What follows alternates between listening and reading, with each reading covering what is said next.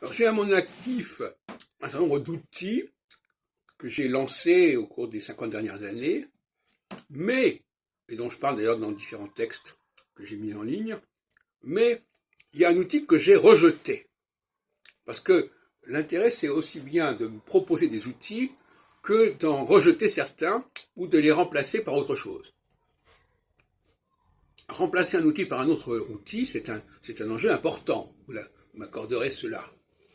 Et dans mon ouvrage Clé pour l'astrologie, eh bien, je dis en 4e couverture que je ne veux plus entendre parler de cet outil qu'est le thème natal, que le thème astral.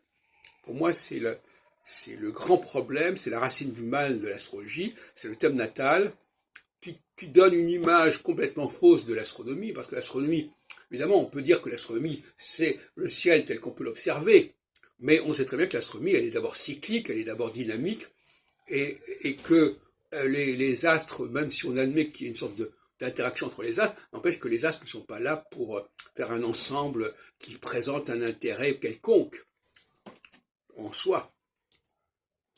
Chaque astre a sa dynamique et doit être respecté dans sa propre dynamique et non pas dans une combinatoire fumeuse.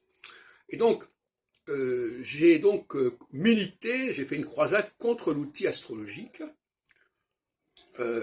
contre l'outil du thème natal, pour le remplacer par d'autres outils, comme les topiques sensorielles, qui ne relèvent pas de l'astrologie, mais qui, à mon avis, peuvent se substituer à l'usage qu'on fait du thème natal, qui est un usage d'ailleurs complètement dévoyé, et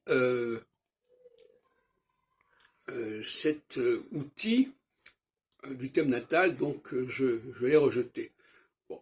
De la même façon, ça veut dire qu'en fin de compte, on peut être créatif à la fois en proposant des outils, mais aussi en condamnant certains outils qui font plus de mal que de bien.